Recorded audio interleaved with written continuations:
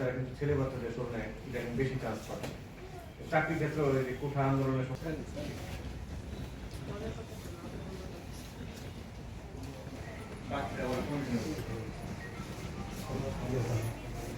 সামনের দিকে এগিয়ে নিতে হলে নারী পুরুষ উভয়কে সমান তালিয়ে নিয়ে যেতে হবে।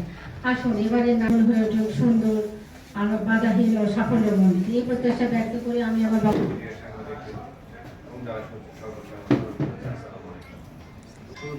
শুরু থেকে এই পর্যন্ত আমি আসলে ফুরসত পাইনি। এখন আরেকজনের সাথে কথা বলার আমি তো জানি যে আমরা যারা মুসলিম ধর্মের অনুসারী তারা জানি যে আমাদের নবী যখন ছেলে থাকতো তার চেয়ে বেশি সহযোগিতা করছে বলে আমার কাছে মনে হয়েছে। কাজেই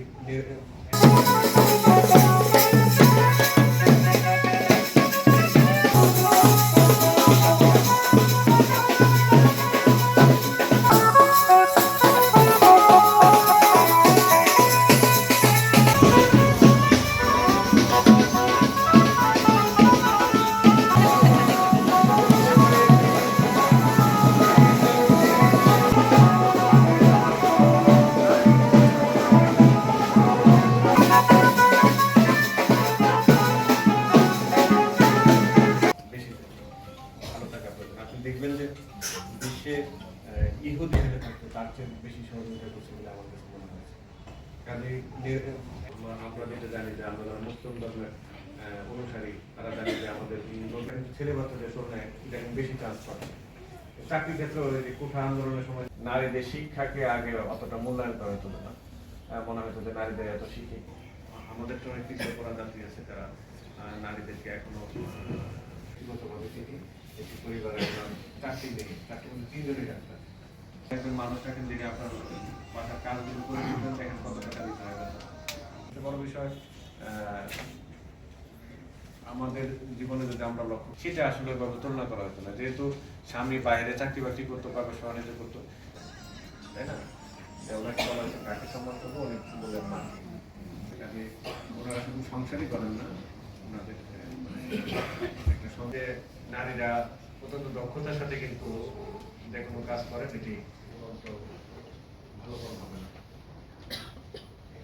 কাজে আমরা যদি ওইভাবে ধরে না তুলতে পারি তাহলে আমাদের পরবর্তী প্রজন্মকে দিকে সমান মূল্যায়ন পাবে।